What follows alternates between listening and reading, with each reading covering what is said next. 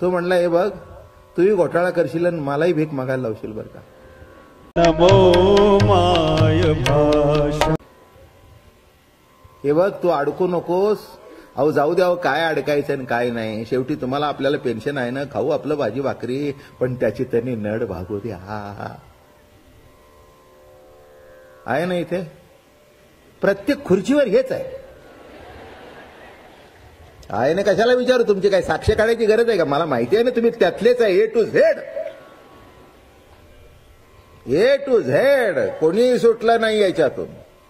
आलं का लक्षात? मग लक्षात ठेवा, आता ममत्व आणि प्रेम सांगतोय. विषय भारीच आहे, पण सहज तुमच्या दृष्टांतात सहज तुम्हाला कळेल. पैशावर ममत्व, दागिन्यावर ममत्व, बरोबर आहे ना. मग दागिने काढून दिले, पैसे काढून दिले का? ते ममत्व प्रेम कमी करतो. आणि फ्लॅट बेड घेतला, मग सुंदर झालं, बळ झालं. बाबा तुझं रांगेला लागलं ना, गेल्यावर काळजी नको. मुलगाही चांगला होता. आता निगेटिव्ह बाजू सांगत नाही आज. हो, म्हणजे पॉझिटिव्ह ऐकून काही फरक पडला इथे नको ते असतील तर बरं होईल. मुलगाही चांगला होता. मुलगा म्हणाला, बाबा आई, अहो आपलं काय एवढा संसार लहानच आहे, मीच आहे तुम्हाला. तुम्ही इथे राहायचं, इथे राहायचं, इथली खोली विकून टाकू, ते पैसे तुमच्याकडे ठेवा आणि माझ्याकडे येऊन राहा, माझ्याकडे येऊन राहा. अगं आई, बायकोच्या आजची किती जरी पोळी असली ना तर तूच करून घालावीस. त्या आईच्या डोळ्यावर धार लागली, आईच्या डोळ्यावर धार लागली. जीवनामध्ये असंच वागा की आपल्याला ज्यांनी लहानाचं मोठं केलं त्यांना आपल्याकडे बघून डोळे भरून येतील असं बघा. भरलेल्या डोळ्यांनी बघू नका, डोळे भरून बघा. ममत्व आणि प्रेम, ममत्व आणि प्रेम हा प्रेमाचा मार्ग आहे. देवावर ममत्व आहे, पण ते प्रेमामुळे तशी वासना नाही आहे, तिथे काम नाही आहे, विकार नाही आहे, प्रभूशी एकरूप होण्याची ओढ आहे. हे तुम्ही समजून घ्या. हे समजत नाहीत म्हणून हे रास क्रीडा माणसं विचित्र तऱ्हेने सांगतात काहीतरी. त्या रास क्रीडेच्या विषयामध्ये शब्द तसे आहेत, नाही असं काही नाही. जेव्हा ती गोपी भेटल्या आणि त्यातल्या गोपी एक म्हणाली की प्रभू तुझे चरण आमच्या छातीवर ठेव.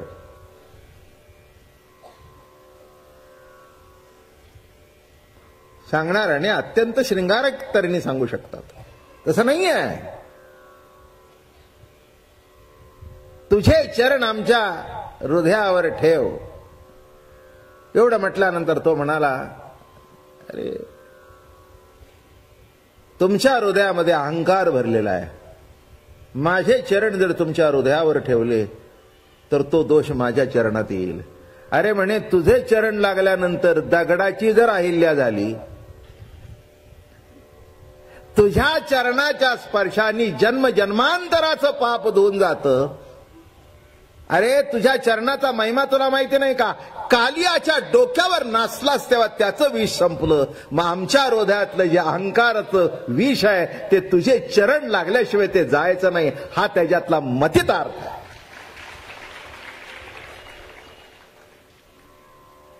समजून या. काही काही नाही त्या पद्धतीने सांगतात, ते शब्द सुद्धा निराळे आहेत, म्हणून मी हृदय शब्द वापरला नाही का. प्रभूचे चरण. अजून एक याच्यात कथा आहे. लक्ष्मीला इथे हृदयावर दाखवलेली आहे. वृंदावनामध्ये ती जी आली ती म्हणाली मला तुझ्या हृदयावर राहायचं नाही, तुझ्या चरणाजवळ राहायचंय, म्हणून पाय लक्ष्मीच्या हाती. इथ्यावर आहे श्री वत्सलांसन. ते म्हणे प्रभू इथे नकोय, तुझ्या चरणाची दासी कर, मला तुझ्या चरणाजवळ राहू दे. कृष्ण प्रभू म्हणाले अगर रुक्मिणी माझ्या चरणाजवळ तर असंख्य गोपी आहेत. ते म्हणले ठीक आहे नको ठेवूस, पण त्या चरणाच्या खालचा एक रज मला कर, रज मला कर. प्रेमाची आस, प्रेमी जो असतो की नाही त्याची आस जास्ती नसते. ज्याच्यावरती प्रेम करते किंवा ज्याच्यावर तो प्रेम करतो त्याचा एक प्रेमाची दृष्टी सुद्धा तृप्त करून जाते. किती जीव तापलेला असला तर बर्फाचं पाणी काही तांब्याभर टाकायची गरज नाही. एक शिंतोडा जरी ओढला तरी, एक शिंतोडा जरी टाकला तरी मन समाधान करून देतो.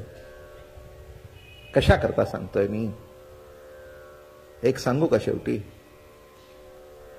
मुलं बाळा किती प्रेम देतील न देतील मला माहिती नाही, पण साधू संतांकडे, कृष्ण परमात्म्याकडे, पांडुरंगाकडे तुम्हाला नक्की प्रेम मिळेल, नक्की प्रेम मिळेल. आशा घेऊन येऊ नका म्हणजे निराश होणार नाही. मोकळ्या मनाने या, हृदय उघडं ठेवून या. तुमच्या कल्पनेने, तुमच्या विचाराने, तुमच्या अहंकाराने हे दरवाजे बंद करून ठेवू नका. उघडे होऊन या आणि ऐकलेला एक एक शब्द जीवनामध्ये किती उतरतो उतरण्याचा प्रयत्न करा. किती गोड विषय आहे. अरे त्या तिथे ज्ञानी सुद्धा संपून जातो. काल सांगितलं ना तुम्हाला. मग काय झालं, संबंध निर्माण झाला. कृष्ण माझी माता, कृष्ण माझा पिता, कृष्ण मूर्ती होय गे, कळो आली सोय गे. का नुसता देव, नुसता ब्रह्म नाही, प्राणाचाही प्राण पाहता सुख सांगो काय गे. संबंध, संबंध, संबंध निर्माण झाल्याशिवाय जवळीक होत नाही. काय संबंध निर्माण झाल्यानंतर तुम्ही साड्या नेसवता, ओट्या भरता ना, का केवणाच्याही भरता. लग्न कार्य घरात असली की मग तुमच्याकडच्या किती, आमच्याकडच्या किती. आमच्याकडच्या 10 बायका, त्यांच्या 2 बहिणी, बरं का. मग आमचे भाऊ, त्यांच्या बायका, आमच्याकडचे किती. मग येईल त्याच्या ओट्या भरता. मग येतील त्याला नंतर मग त्या चौरंगावर बसायचं, ओट्या भरायच्या. आता तुम्ही आमच्या विणबाई झाल्या. लायकी नसणाऱ्या विणीची सुद्धा त्यावेळेला पाय धुवावे लागतात. हरी हरी हरी पांडुरंगा. आणि तिलाही आयुष्यात चान्स नव्हतो, ती ठुमकून बसती की अशी. तिला पुन्हा चान्स नसतो आयुष्यात.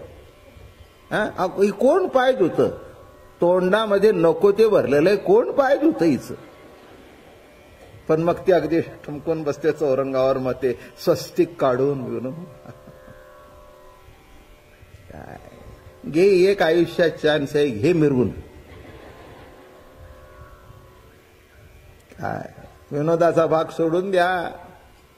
मी काय सांगतोय, संबंध झाला म्हणून पाय धुतले, नाहीतर उभी करण्याच्या सुद्धा लायकीची नाही. मग संबंध झाल्यावर ओट्या भरल्या, मग संबंध झाल्यावर अमकं झालं. मग दिवाळी आली, मग दिवाळी आल्यानंतर डबा गेला चकलीचा, नाही, चकलीचा डबा गेला, लाडूचा डबा गेला, बेसन लाडूचा डबा गेला. फोन करून सांगितलं, विणबाई तुम्ही काही करायचा त्रास घेऊ नका, तुम्ही सध्या मीच तुमचं आमचं करून पाठवते. संबंध, संबंध. साध मुलं मुलीचा संबंध आला तर एवढा नातं जुळतं, पण हे संबंध आल्याशिवाय नाही. शेजारीन म्हणली, काकू आमच्या चकल्या करून दे. गाव मला कशाला त्रास देतात, सध्या बाजारात मिळतात ना, आपल्याला करता येत नाही तितक्या चांगल्या, आणून बशीत मांडायच्या, मीच केलं म्हणायचं आणि पुस्तकात वाचून सगळं सांगायचं.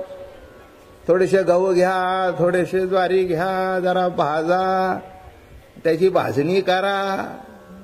असं केलं. आमच्या सासूबाई चांगल्या करत होत्या. आणताना मात्र उघड्या पिशवीत आणू नये, लपून आणा.